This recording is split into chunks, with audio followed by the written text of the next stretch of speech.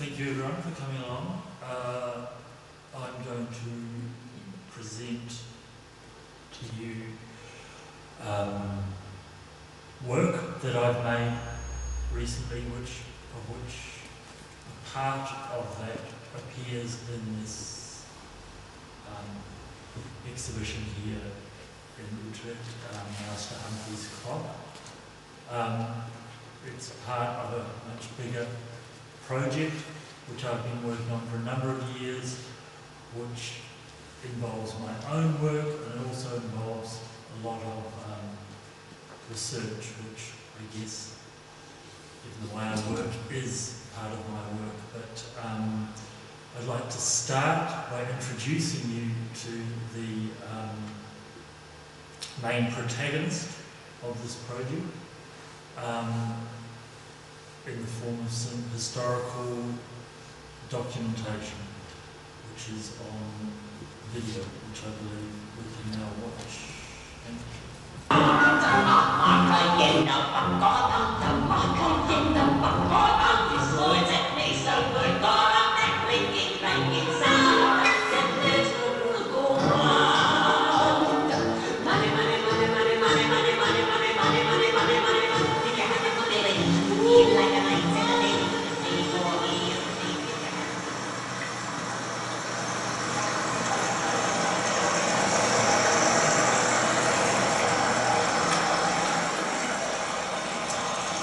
I've turned the machine off so that you'll be able to hear me a little better. And I want to begin today by going rapidly over what we have already done in the previous lectures. In the first lecture, we concentrated on economic flows. And we looked only at the left-hand side of the mosaic. And what we saw there was the money being pumped up here, the flow of income, of taxation, of government expenditure, of savings, of investment, making up the domestic expenditure, and then the imports taken off, the exports added, and giving you, determining the level of income. We also saw how the various flows influence each other, and in particular of changes in the investment flow, creating income and thereby affecting the expenditure, which again created income. And so we had the determination of the level of income by the expenditure. And the main lesson there was to remember that every expenditure created some income, and that every income meant that expenditure was being generated. In this discussion of the flows, we neglected to look at the stocks. The stock of surplus balances, the stock of active balances, and then later the stock of foreign held balances, which we shall come to next time. In the next lecture, we concentrated upon the stocks, and we considered a different account of how income is determined, which disregarded entirely the flows which we had discussed before. There we looked at the quantity of money in the economy, or more exactly the quantity of working balances here. I'll introduce you to the key protagonist in this project, which is this machine. What you are watching is a lecture given by a professor, Mr. Appel, and he was demonstrating with this machine, which is called the Phillips machine. It's also known as the Moniac, which is what Professor Lerner was referring to it as.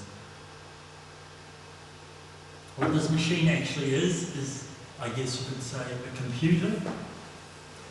It's a hydromechanical analog, and it's dedicated so it only can perform certain functions.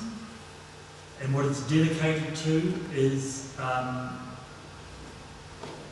functions regarding total national income. So it is a representation somehow of a nation's economy. What you see here now is work from an exhibition of mine. This here is actually from last year in London. It was also seen in San Francisco at the Waters Institute.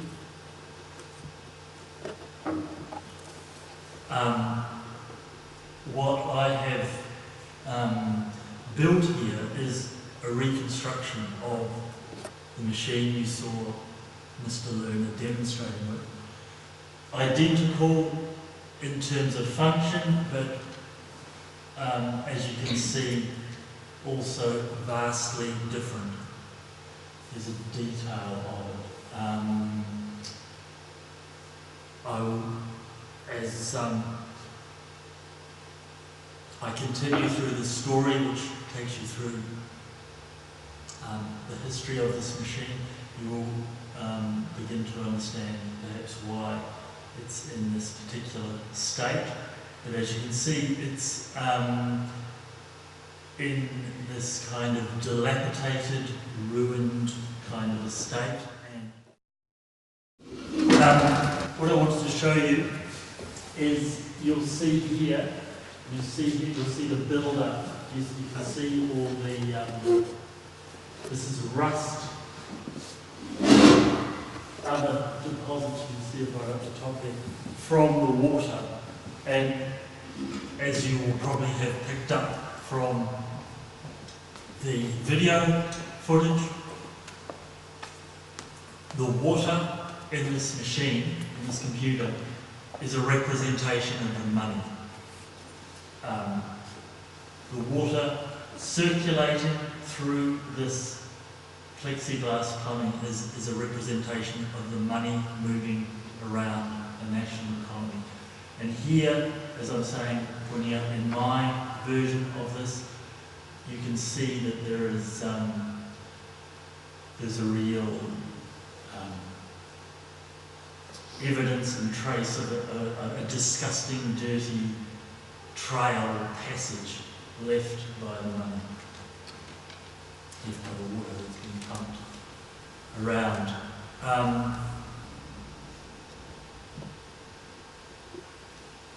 So, my project, an exhibition here, became, if you like, a sort of a search for this machine.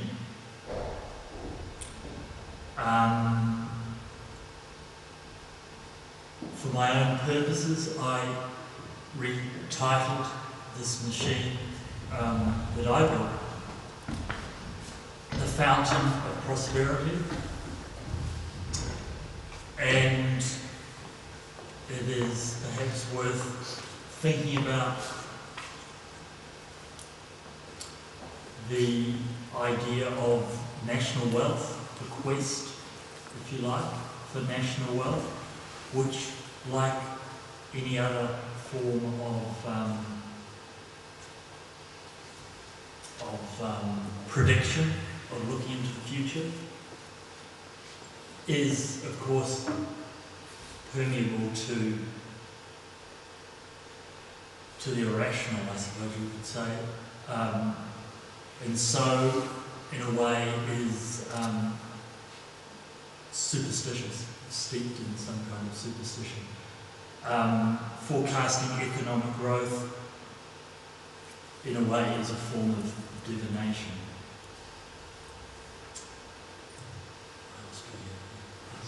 Another view of the machine.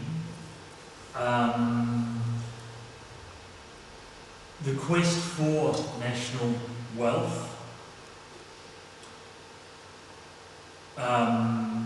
was something that I was investigating, and while I was working on this project, and is a very particular quest that I was looking into. In the earlier 20th century, a lot of economic theory, macroeconomic theory was developed, and from some of these ideas, a branch of economics developed known as development economics, which was, the basics of it were that if we understand enough about wealth, nations' wealth in the West or in the first world,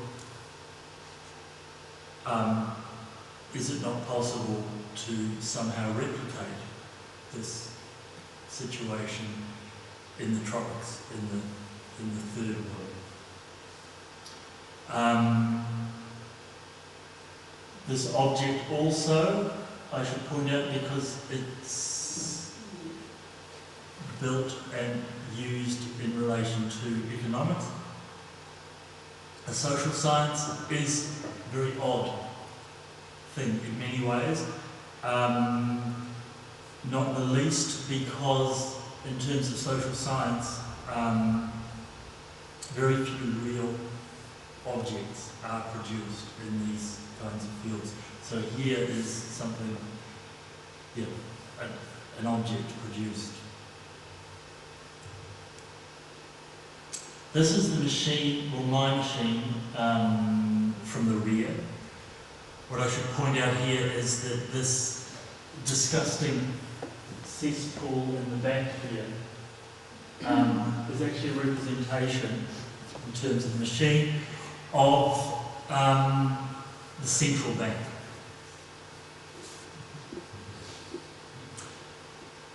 If we go back to give you some kind of idea of how this machine works, these knobs here are adjustments that raise and lower these here, which connect directly in behind to this tank you just saw, the central bank. This adjustment is the adjustment for interest rate. This adjustment is the adjustment for exchange rate, in this very mechanical kind of a way. It's also worth thinking about a more, even though, as I said, this machine is designed and built in terms of economics, it's a very kind of poetic machine, and that was also another entry point of initial interest of mine in this machine. There are, of course, many fluid metaphors in terms of economics that make the use of water as the representation of money very salient. For example, depending on how these are adjusted, or if the pin is pulled up or down, you will have a fixed or a floating exchange rate. So, I mean, there are, as I said, there are many kind of fluid metaphors available. Yes, more installation shots. I am showing you these kind of in the round like this because in terms of my work, and to give you an idea of how I work with existing objects in recreation perhaps, here the object has been placed in this gallery space so you can walk right around it, which is important because in terms of its original use it was not built like that. Here is my first encounter with the machine. This is the first time I ever laid eyes on this object, which was, I don't know, I think 2002. I was at the time in New Zealand, where I'm originally from. I was researching the national automobile industry in New Zealand. Somebody told me that there was a physical model of the national economy somewhere in this is in Wellington.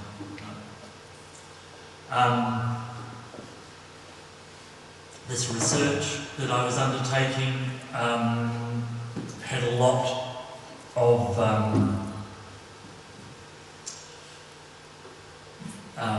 it was to do with economics and the particular economic situation in New Zealand at the time, so I was intrigued to see what this object could possibly be like.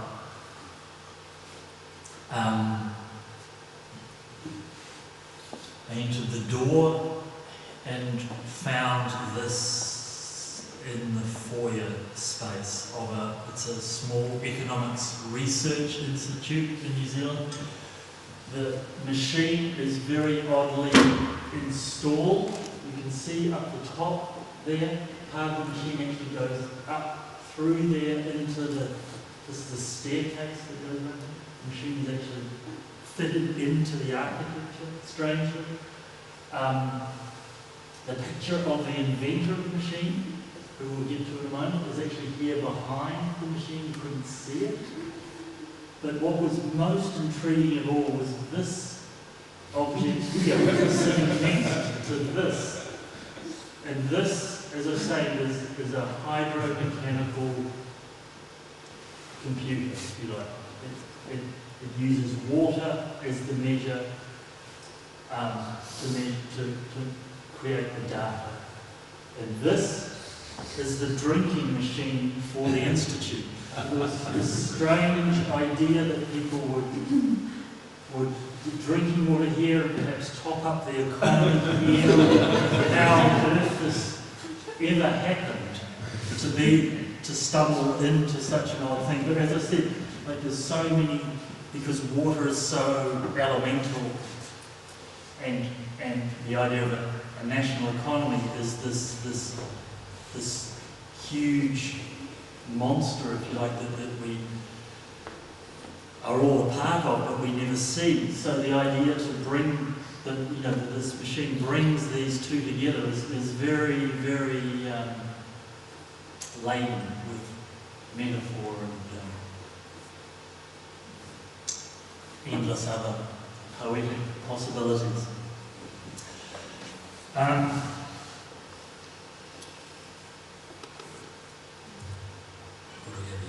Here we have the very first prototype that was built.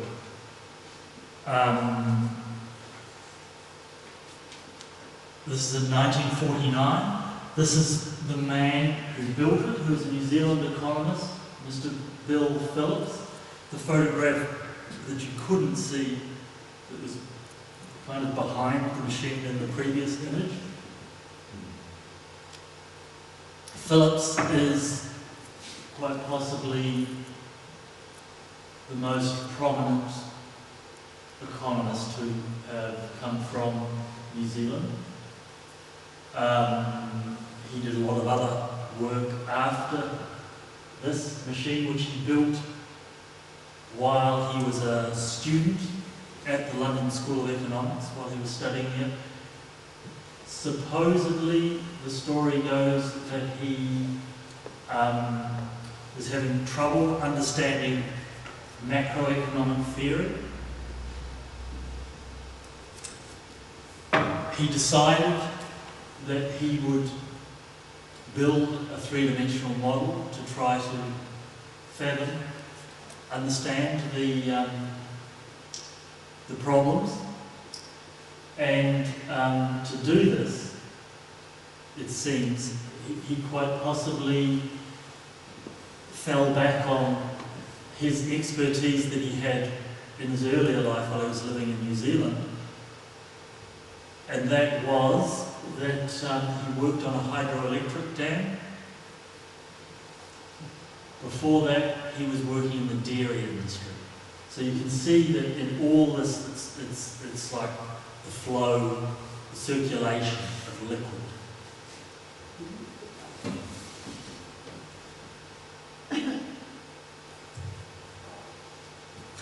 Here we have a later diagram of the machine. Later, because as you can see, it's been adjusted for a US economy.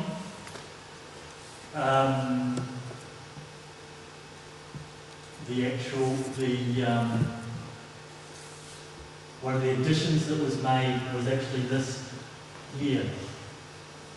This slow floating, it's like a float that slowly fills up with water that creates a time lag through this valve here. It was developed in the United States, and the machine was used there at General Motors in Detroit. It was called the accelerator.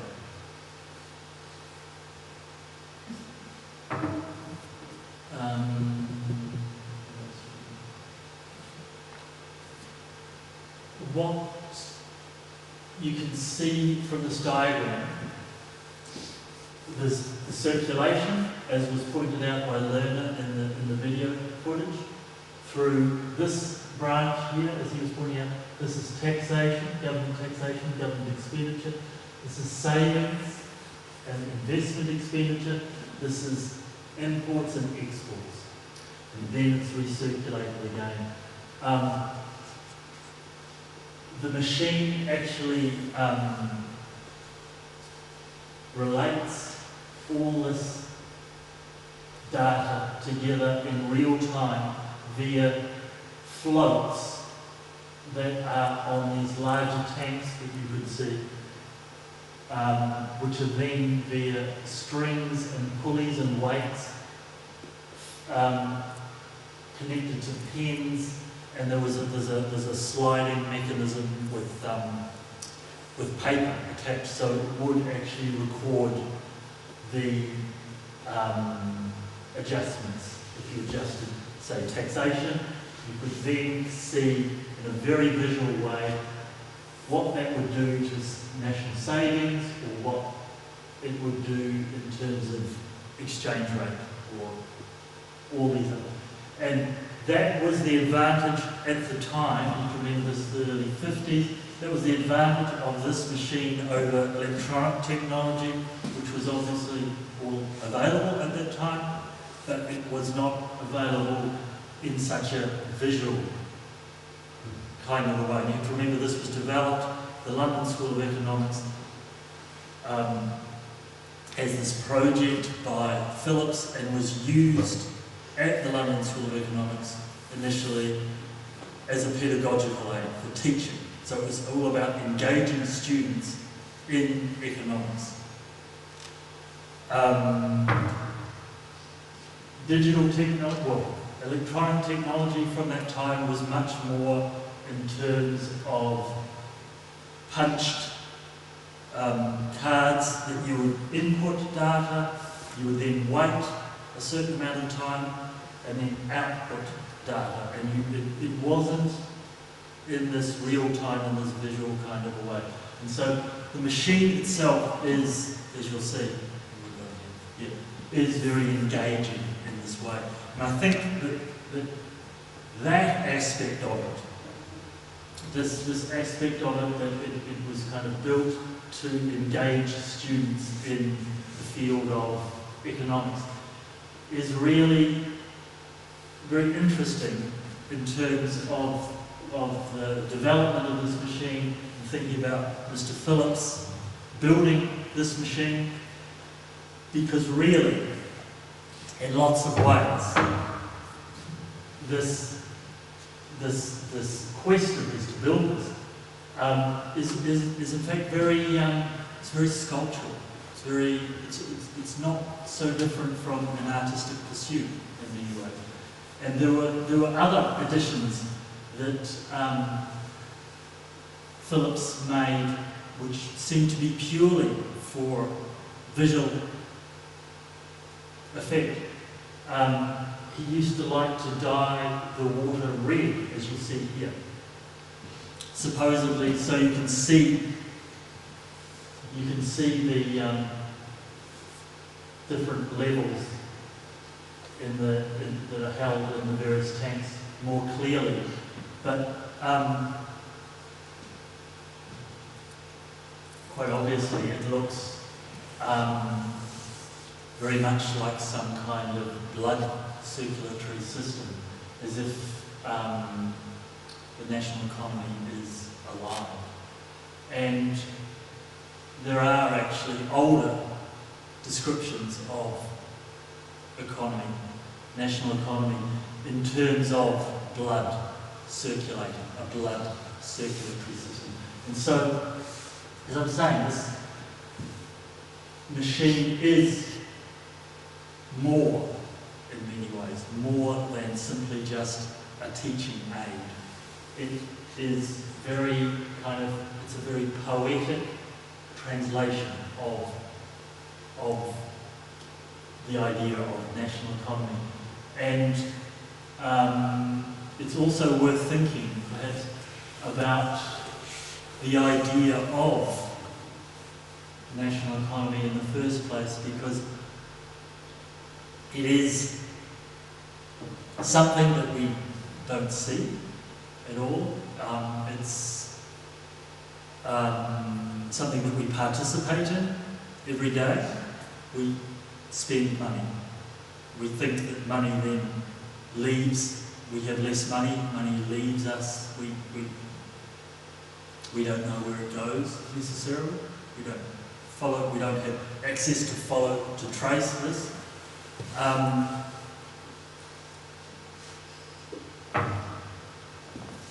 But this machine is a physical embodiment of this system somehow, in a very flawed, obviously simplistic way, but it is an embodiment of this in real physical form. So, given that it is the embodiment of this thing that we all participate in every day, that's omnipotent, if you like, but invisible, and then it has been given physical form, I think that this translation of these kinds of things is very, as I said, very sculptural.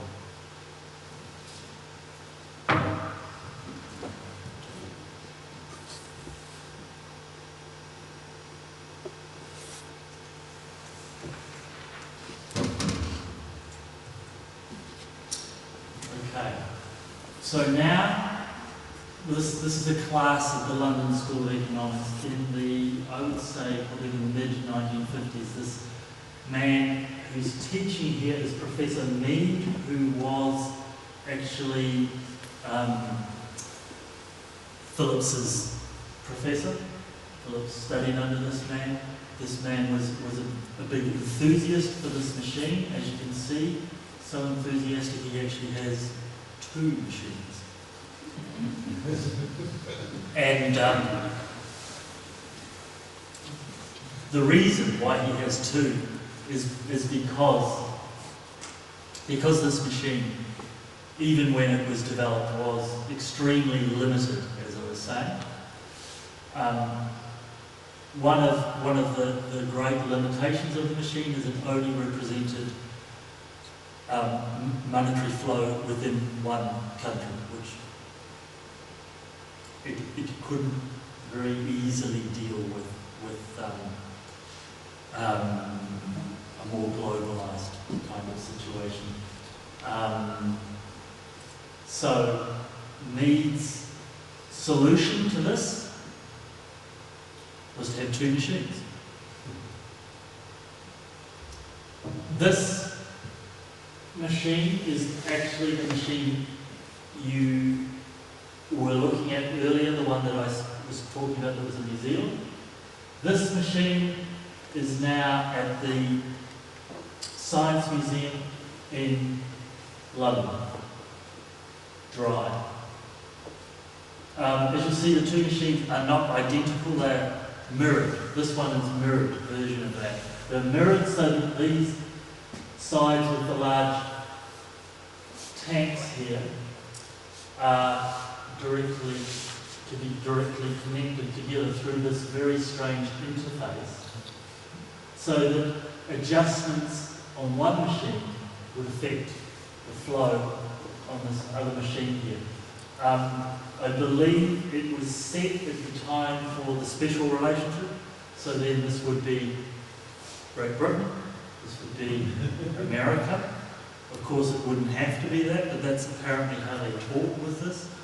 And it's done through this very, very strange mechanical connection here, which I think has a can running here with strings and springs as well. But it's important to point out that there were no fluids exchanged between here.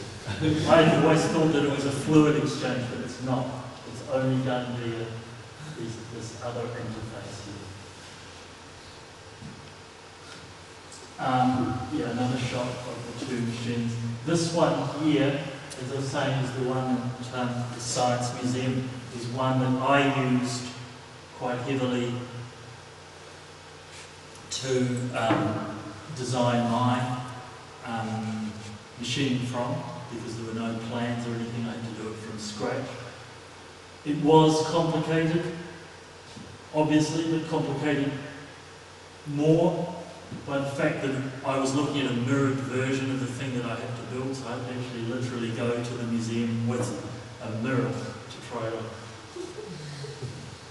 And even at that stage I did build some parts back to front.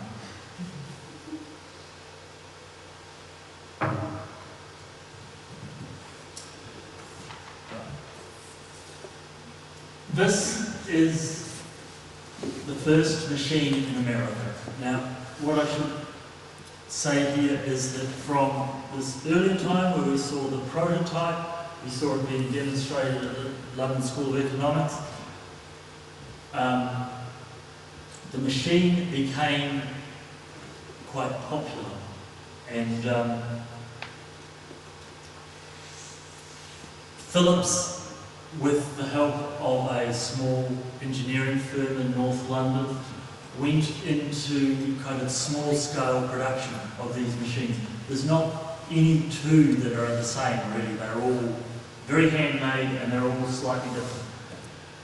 In total, there were perhaps 15 built, perhaps 16, I don't know, but certainly no more than that.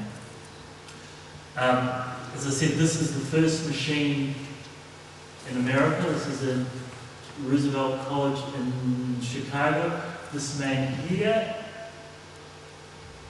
with the bow tie, again, is the man you saw in the video footage at a younger age. This is Abba Lerner, demonstrating the machine for a press photograph. He bought the rights to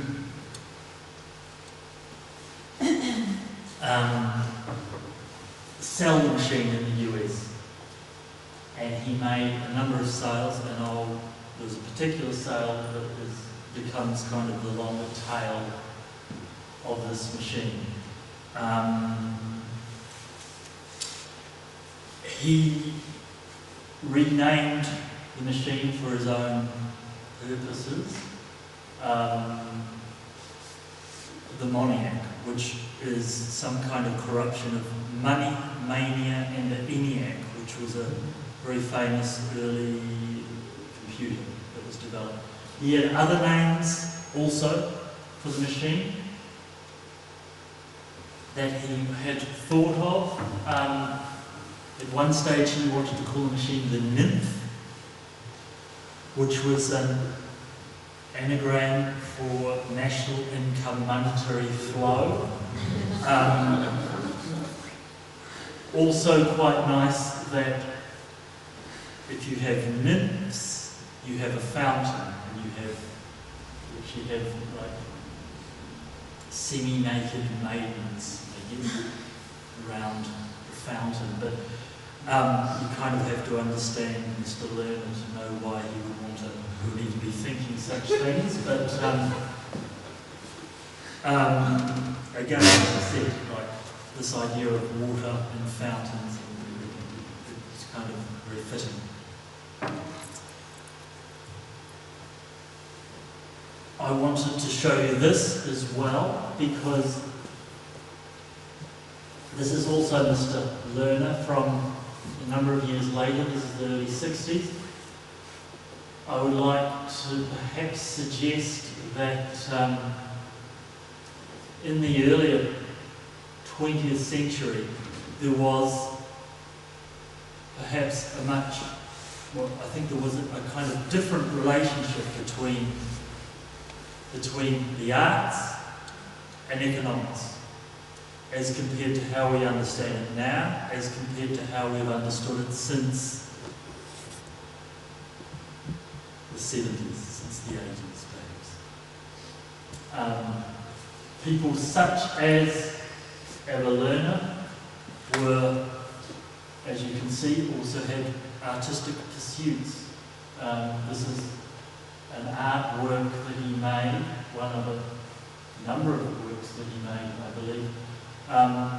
And this was exhibited in some exhibition in New York. And all the works were by economists, I believe. So, I mean, this seems quite unusual today. But what I would like to try to suggest is that from this earlier time in the 20th century, I think this alliance between the arts and economics was, well, I don't know how you say it, healthier perhaps, or was different, was closer perhaps. You could say that one of the towering figures of 20th century economics,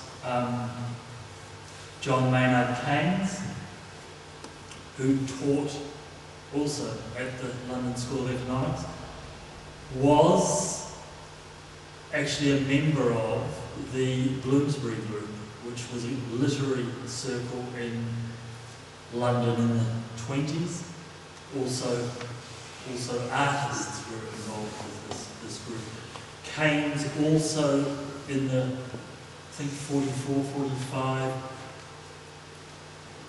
laid down the basis for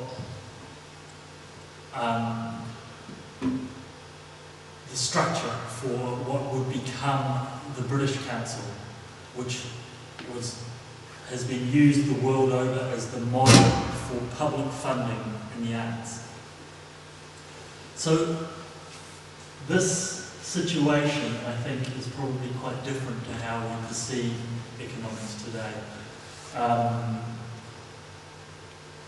Perhaps it was more of an art, or considered more of an art at this time. There were certainly places,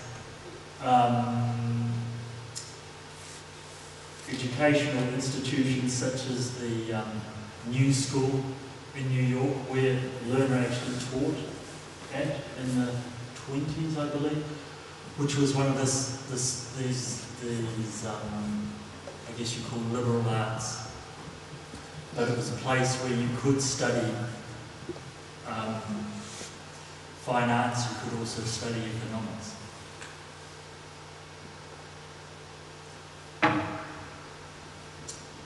Yes, so what I'm really trying to point out is that I think that this relationship has changed quite a lot.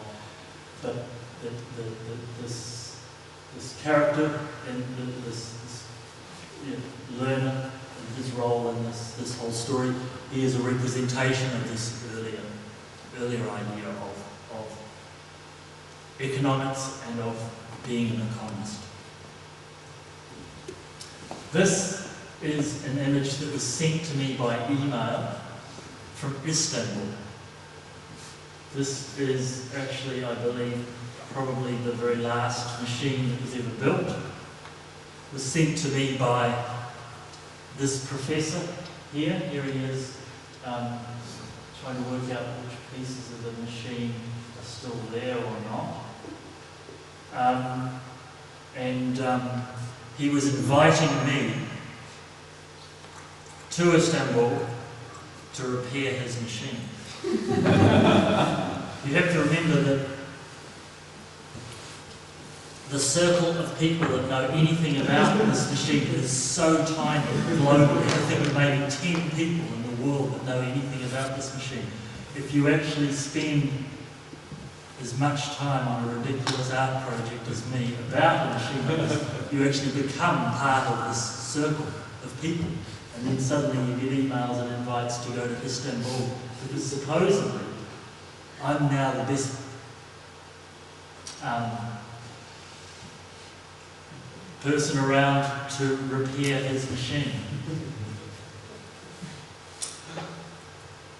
This is the machine, well, this is a machine that was found very recently by students of Appel in Amsterdam at the university, the Free University, right? This is the machine that has become the centrepiece of the installation, which is just down the road here, which is part of the exhibition, Master Humphrey's clock. It was very exciting. Interesting that we have now a fire extinguisher in case the economy gets too overheated.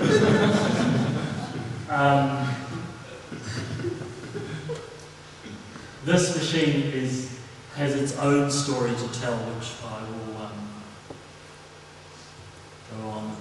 This is actually what tipped me off to this local model.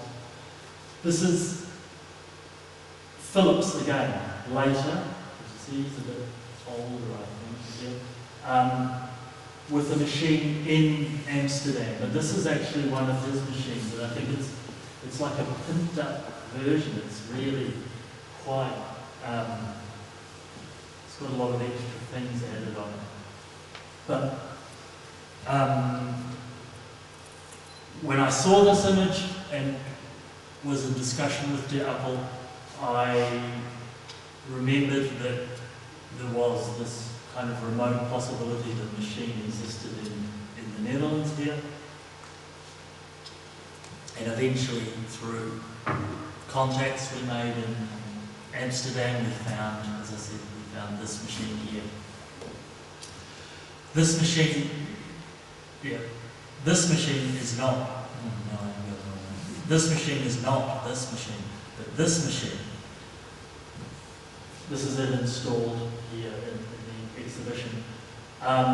This machine is very unusual because it's not actually a Phillips machine. It's a machine that was built by the university. They bought, I believe, they bought the blueprints and built their own machine. And I'm not entirely sure really why they did that. Perhaps they wanted the experience of building a machine or something. I don't know. I mean, I spent several years trying to build a machine. I don't really know why other people would really want to do that.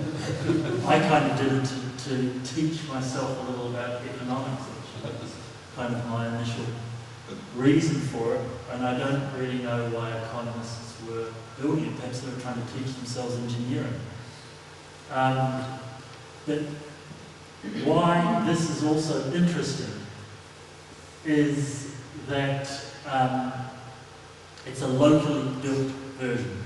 It's not an actual machine that was imported from the UK, from this, that was produced by Phillips and this small engineering firm that he was working with.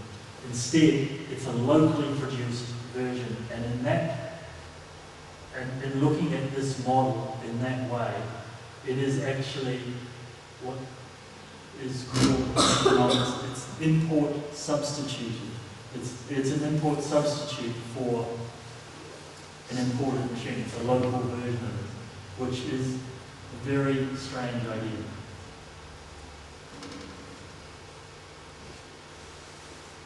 The machine that I really wanted to concentrate on here today, though, is a machine that was sold by a learner that was sent to this institution. And I was intrigued by this for several reasons. One, because it was obviously no longer in the First World. but also because it was no longer in the educational realm either. It was in an institution that literally monitored or monitors the flow of money in an economy. This is the backside of a 1 quetzal note from Guatemala. This is the central bank. Quite often, the central bank is denoted on the backside of the one denomination. The quetzal is a bird. It's actually the national bird, the name of the currency. I visited the bank. This was several years ago,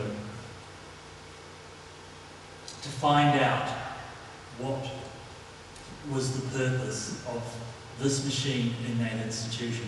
As I was saying earlier, the machine is very limited, and it could be used in terms of teaching. It could demonstrate what would happen, as I said, if you changed, say, taxation, as what it would do to these other variables such as savings or whatever else. But it certainly could not model or predict anything that would happen. So I was very intrigued as to what this institution could really use this machine for. I was also very intrigued because the timeline was very strange. I'd researched quite a lot about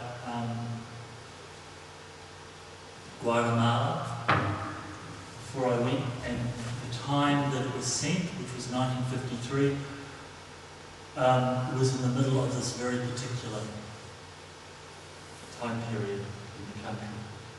But first of all, I'd like to introduce you to this man here, who met me at the door when I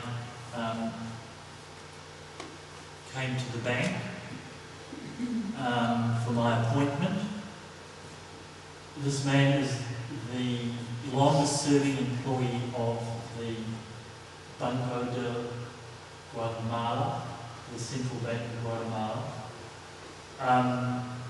He is an historian. He is the chief librarian. I have a small research library, and an economist. And he was very excited and got quite dressed up for the occasion, as you can see. His shoes were highly polished, and I don't know,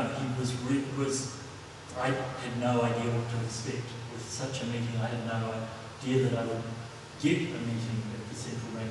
I was introduced as a professor, an artist and a researcher or something. I mean, it was a very, very odd meeting, as you can imagine. This man's name is Elvidio Eldana, and to me, he kind of had the appearance much more of some older Latin jazz musician rather than someone that would be working in a central bank. I mean, this is much more what I expected from a central bank, you know. But Elvidio started speaking to me rapidly and telling me various things about the bank, and then suggested that since everybody else in the bank called him Elvis, I should just call him Elvis too. What I thought would have happened that day was that, given that Elvis is the chief librarian in this research library and has access to the archives of the bank, and had apparently found material about the machine and its existence at the bank, I thought that Elvis would take me to the bibliothèque and show me the material, whether it was a few pages or whatever. I mean, obviously it would all be in Spanish, but I thought he would show me that. I mean, I've done a number of other, not quite so extreme kind of research, or had these kinds of appointments in not such extreme ways.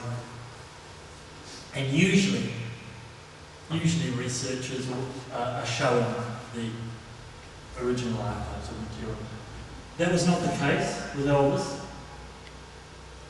And instead, what is happening here is that this man is translating Elvis's account that he wrote for me about the history of this machine at the bank.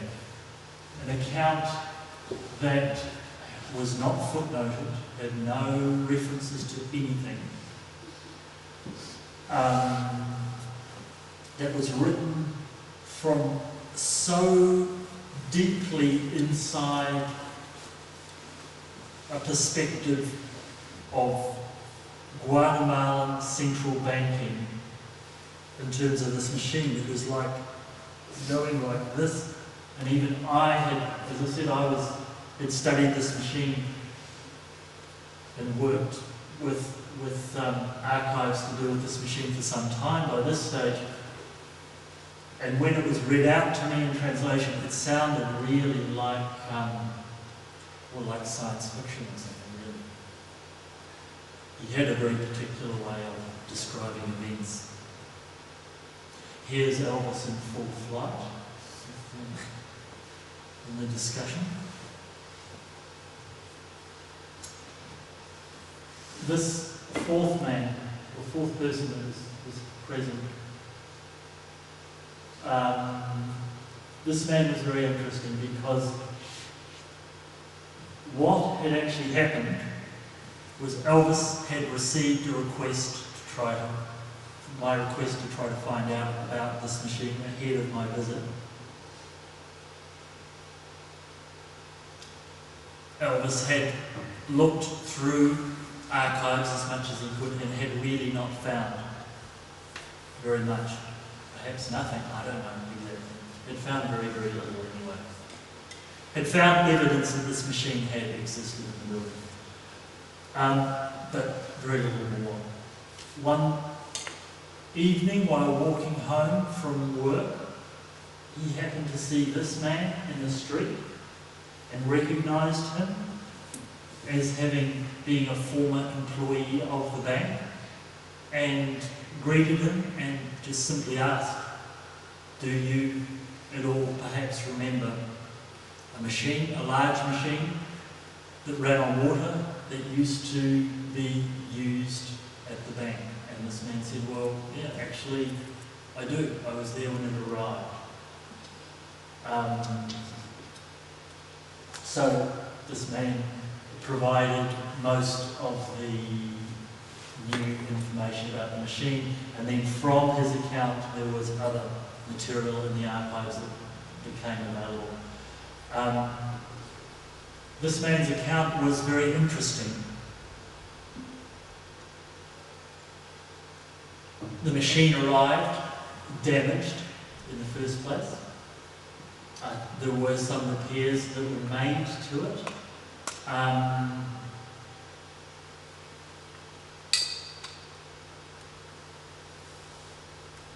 It caused a sensation when it was unveiled, because supposedly it was only at that point that it was realised that it would not be compatible with other IBM equipment that was used at the bank. The machine was only used, or could only be used for very kind of limited purposes.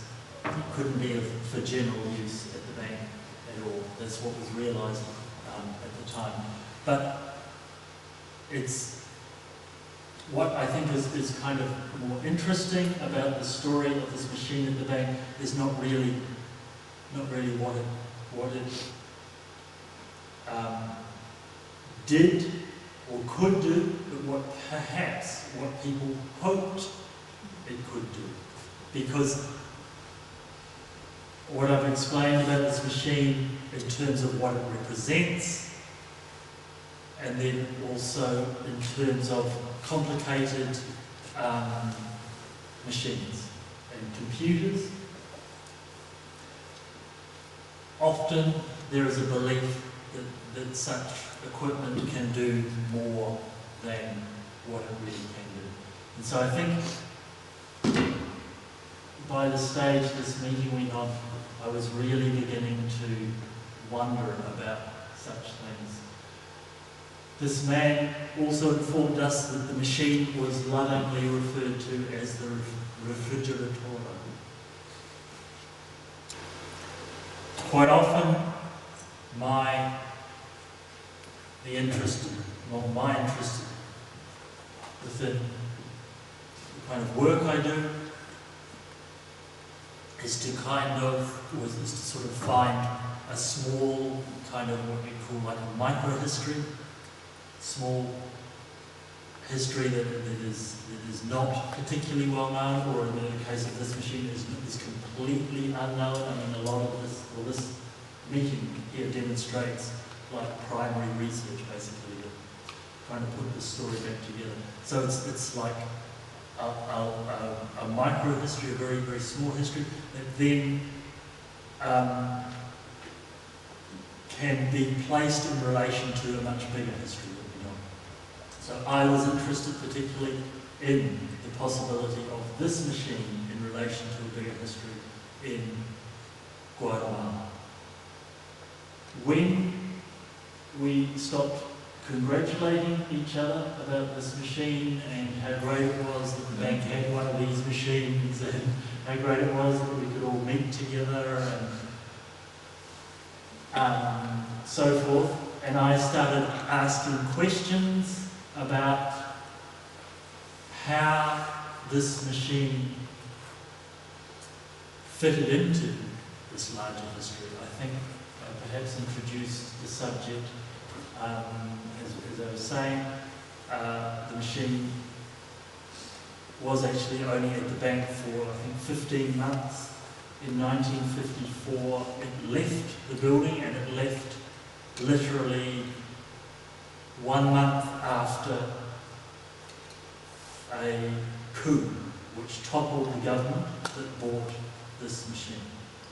And this is very particular. I'll explain in detail later, but first I would like to demonstrate the kind of reactions that Elvis gave me when I sort of said, well, do you think it's at all a coincidence or interesting at all that this machine left this institution 1 month after the coup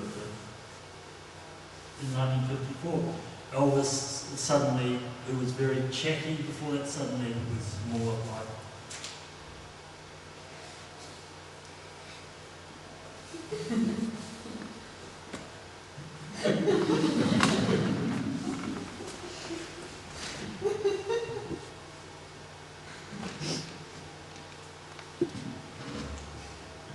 I think one thing that was interesting and actually very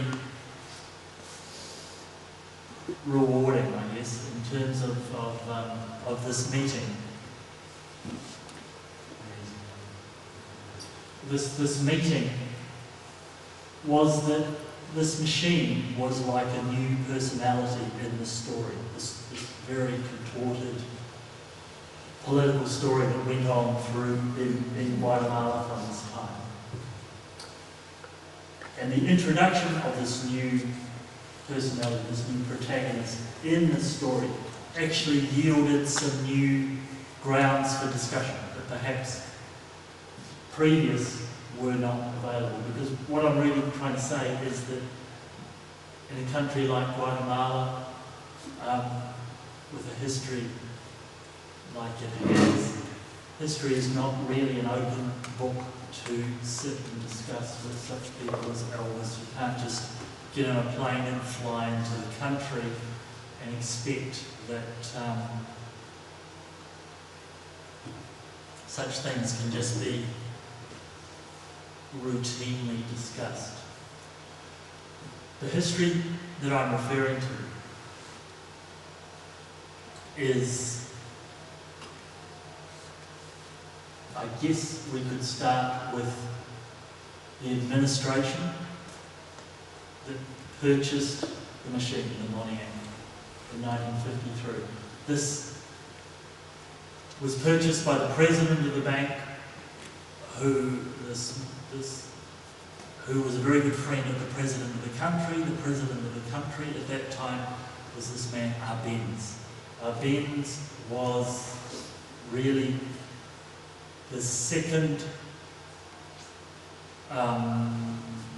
democratically elected president of the country, even though the country had independence from Spain for 100 years before this time. Guatemalan history seems to be much more a history of military governments and dictators than anything else.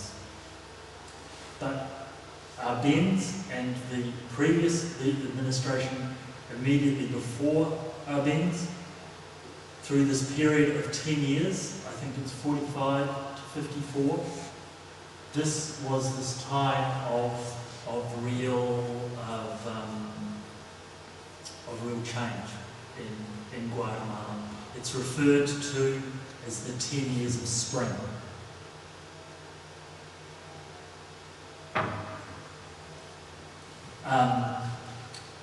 What it was a period when the country was trying to imagine itself as a modern, independent, democratic country, and probably one of the biggest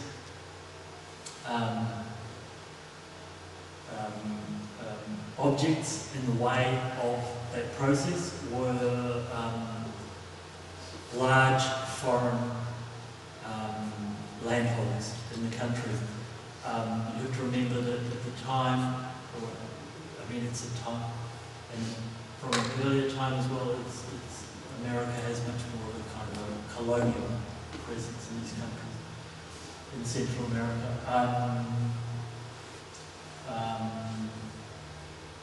The largest foreign landholder in Guatemala at this time, when the machine arrived, was a company called United Fruit. United Fruit were the largest banana producers in the world at the time. They owned vast tracts of land in Guatemala, as well as a lot of infrastructure in the country, to the point that you really couldn't do business in the country without some of the profits or some of the money going United Fruit's way.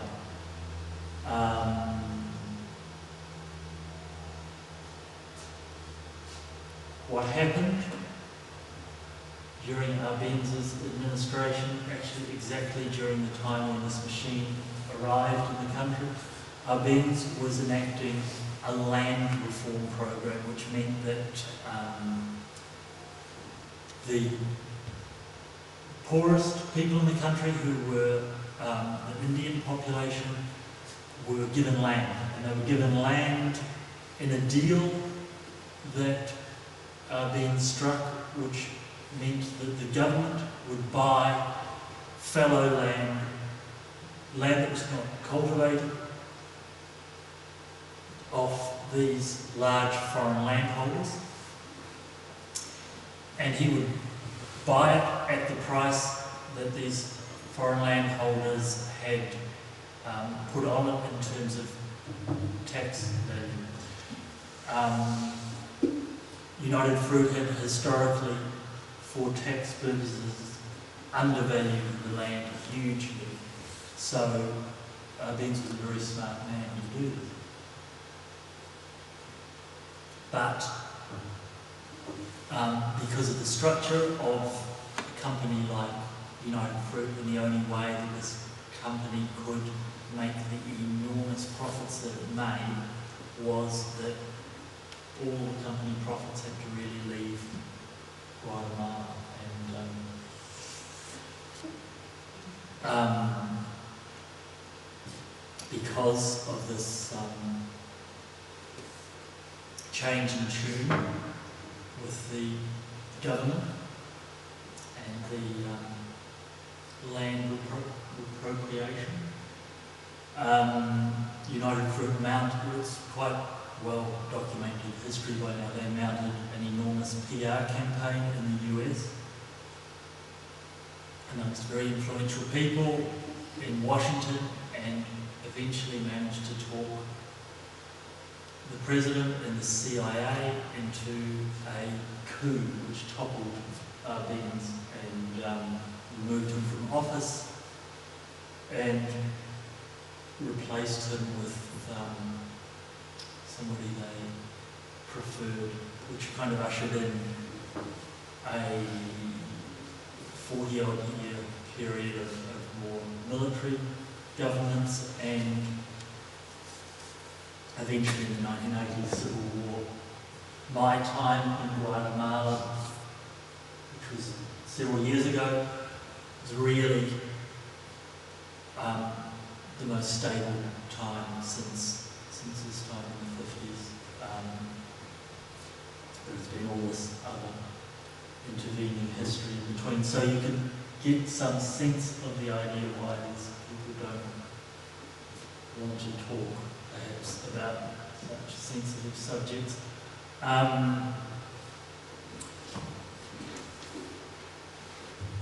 So, as I said, the machine was literally cast out of the building. It was taken or given to the big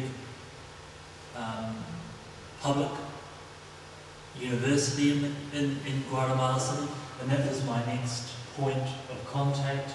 After this, we drove to the university and met with the dean of the faculty, the economics faculty, who was also very excited about this machine, had never seen this machine, but would not let the hope that this machine existed somehow, somewhere, die, and would keep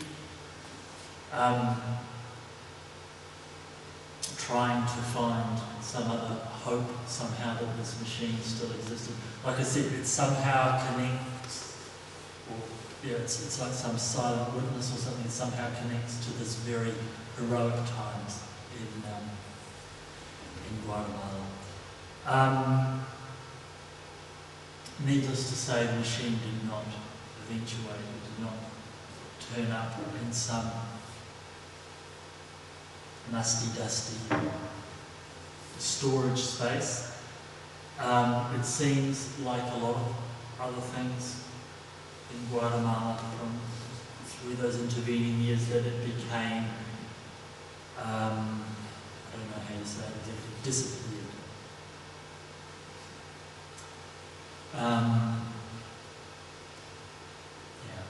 So I was left to build my own. Here's mine in construction, which, as you can see, looks much newer than when it was finished. What I should say, to give you some kind of demonstration of, it's hypothetical, I guess, but some kind of demonstration of what this machine was up against in Guatemala is to hypothetically trace its entry into the country in 1953. If it came by boat,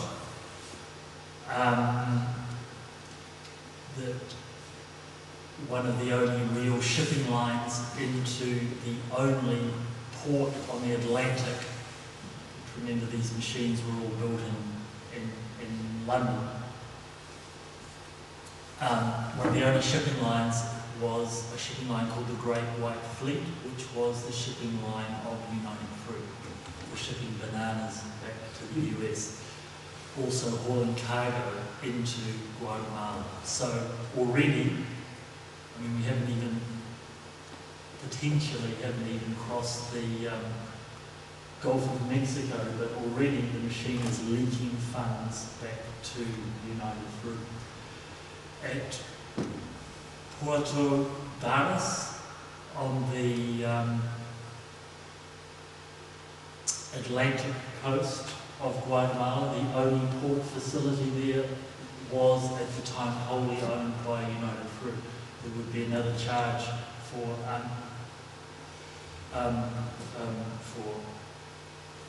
what do you call it? When you remove the cargo? This.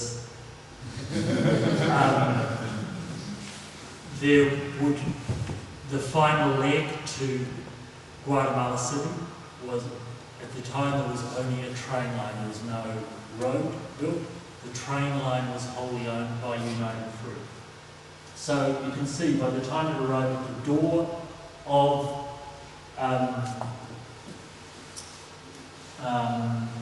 the central bank, this machine was already in debt, potentially, to United Fruit. Getting back to what this machine really could have done for the Arbenz administration, as I said, really probably very little.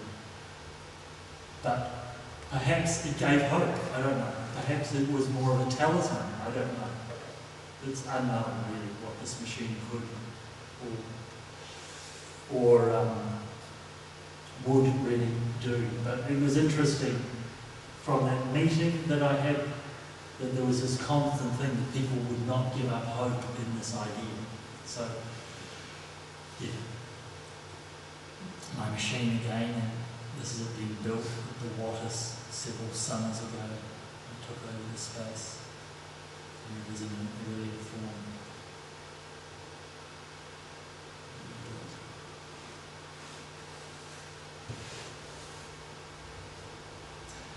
And I think that's probably it.